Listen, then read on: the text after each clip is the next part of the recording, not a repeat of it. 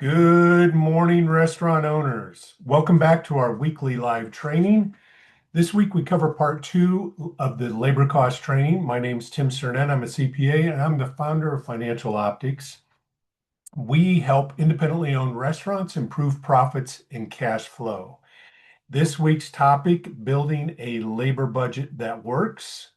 So let's get into it. Let me share my screen and get into the slideshow. Move my mug over there. Okay, last week we built the conceptual foundation.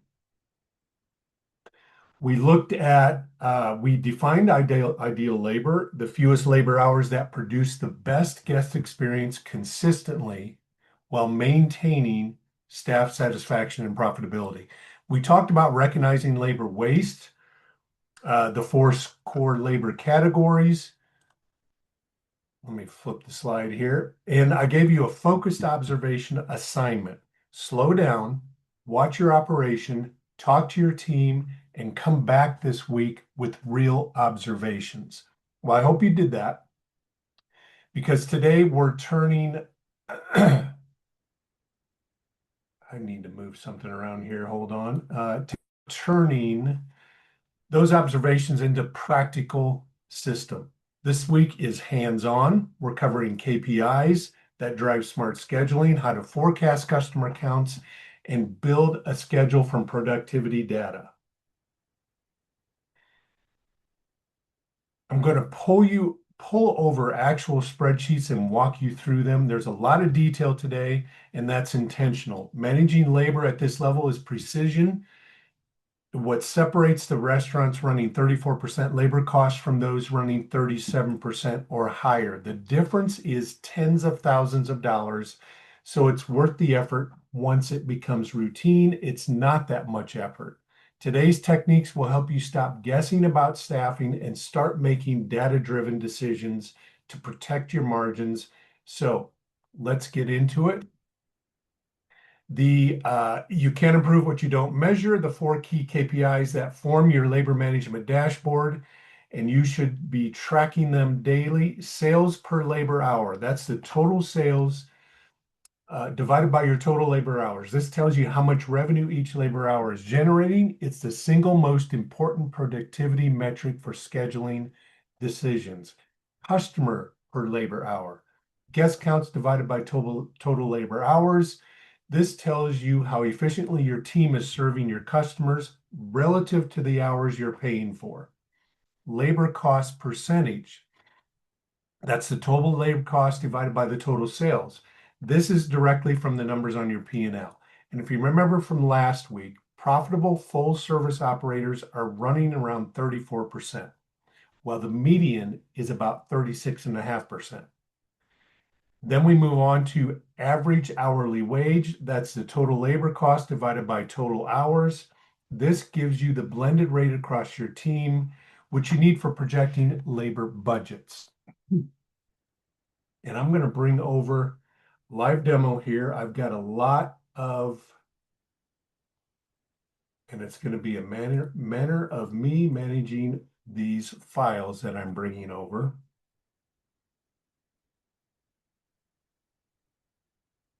And I'm already mixed up.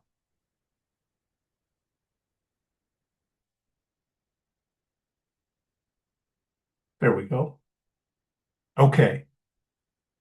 These are the KPIs that you're measuring from your restaurant.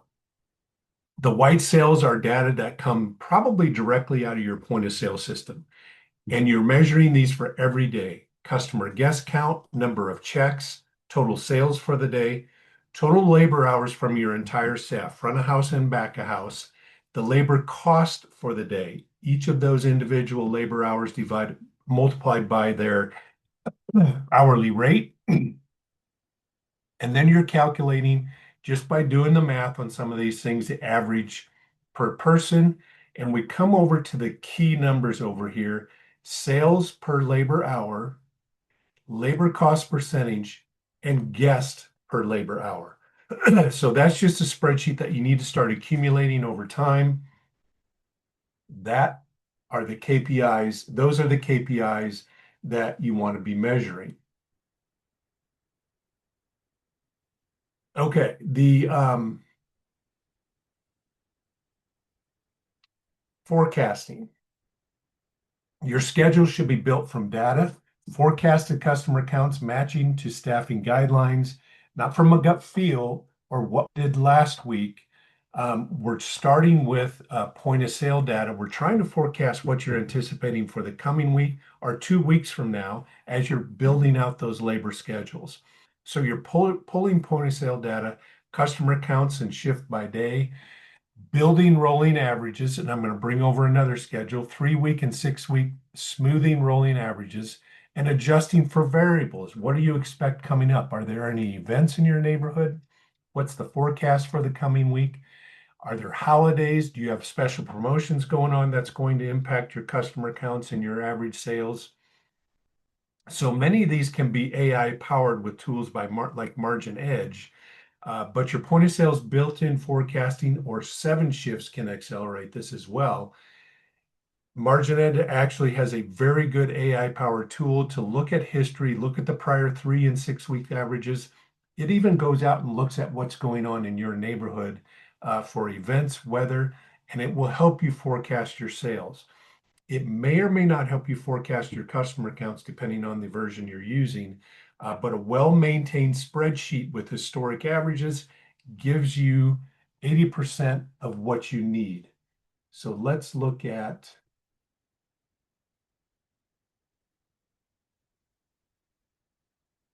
let me find that schedule. Here we go. This is what you want to start to build your rolling 3 week and 6 week averages. Let me blow that up a little bit.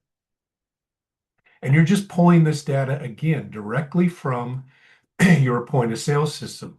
For the different periods, lunch and dinner, what were the customer counts? And you can see as you accumulate that over a period of time, over the last 3 and 6 weeks, you start to identify the low periods, Sunday lunch, or the high periods, Friday dinner. Now, you might be saying, I already knew that. Yes, that is in your head based on your experience, but this puts actual numbers to it that you can use for detailed schedule staff counts. Now, what you even want to do beyond that is break that down per hour so you know that 6:30 on Friday, it's a very different picture than 4 p.m. on Tuesday. And you can start to stagger start times and match the actual curve, send people home at the right moment, not too early, not too late. So customer count template, we already did that. We looked at that live template. Identifying your peak hours, we just talked about that. And so you want to walk through the master staffing worksheet that you build from all this data, which is right here. You're looking at every hour of the day, and this is a particular day on Friday. What is your customer count for that day?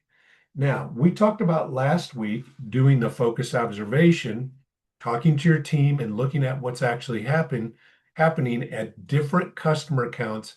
How many people do you need on staff? How many servers? How many hosts, one hostess? How many line cooks? This is a simplified example, but every position in your restaurant at different customer counts, what do you anticipate you need to efficiently and effectively serve your guests? Those are the numbers that you want to build out on this master staffing worksheet. How many managers, how many servers at peak times? We need 3 servers. That's going to be at 6 to 7 on Friday evening. So you start to get the idea that broken down by hour, each day of the week, you need to understand where your staffing needs to be.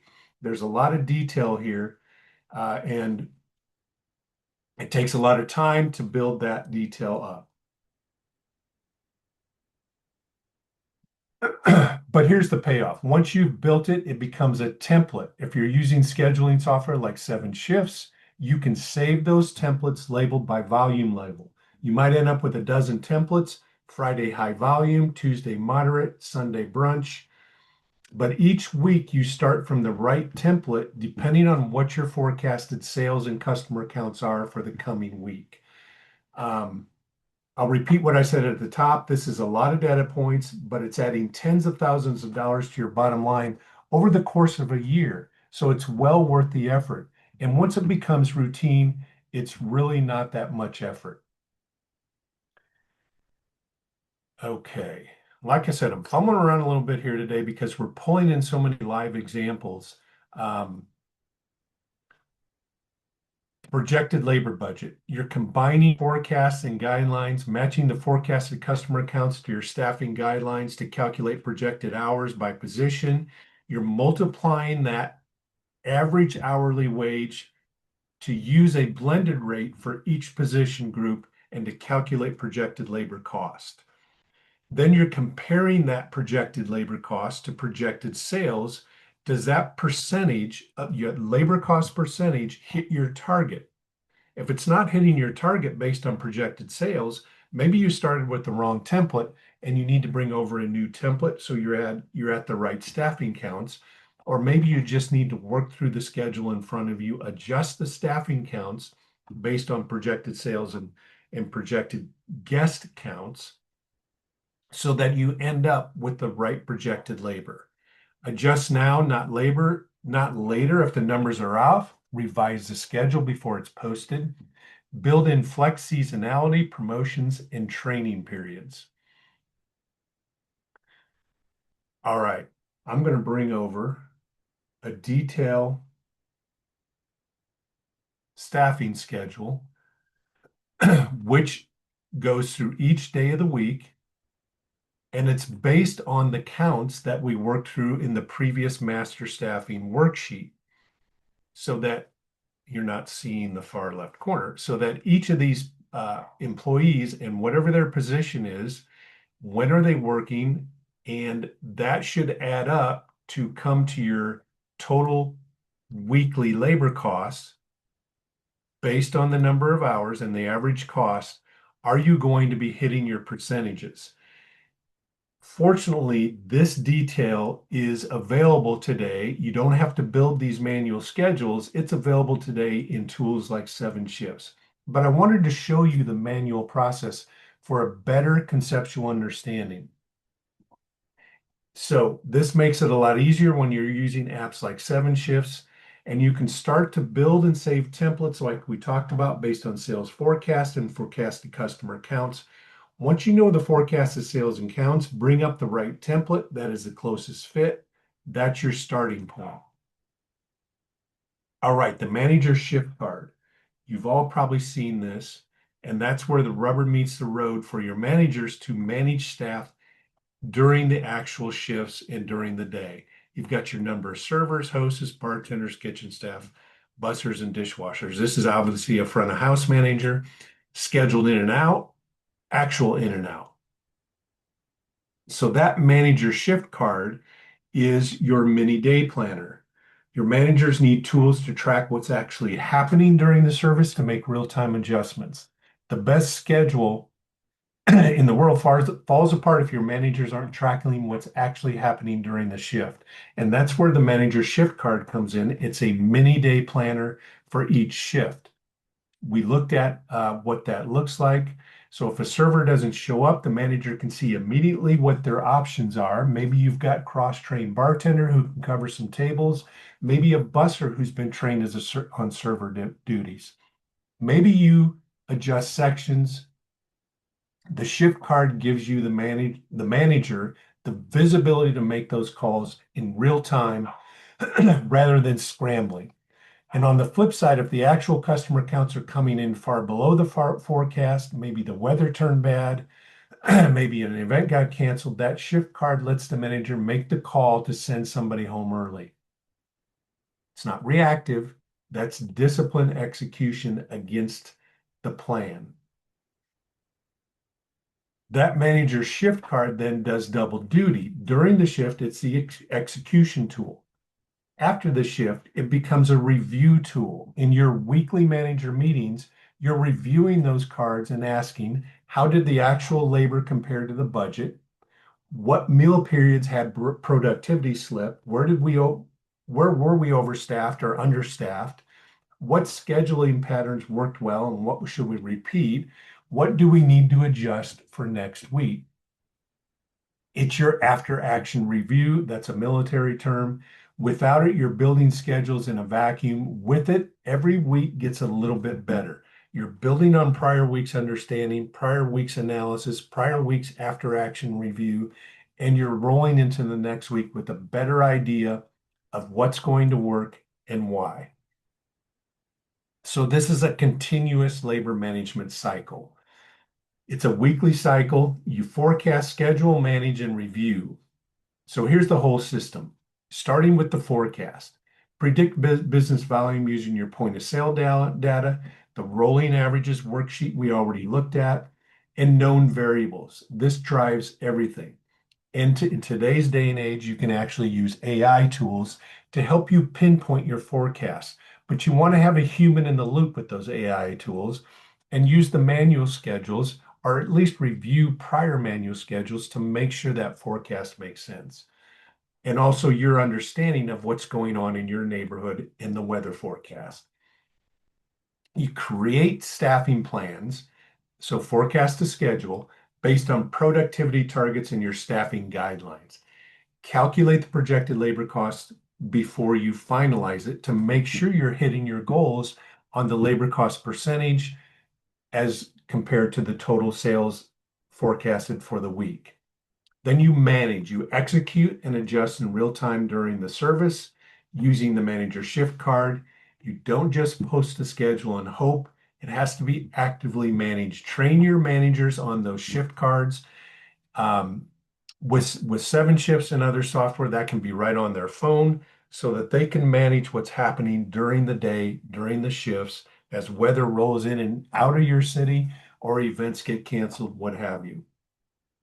Then you're reviewing and analyze actual versus budget with your management team, compare, identify what worked, what didn't work, and what to adjust.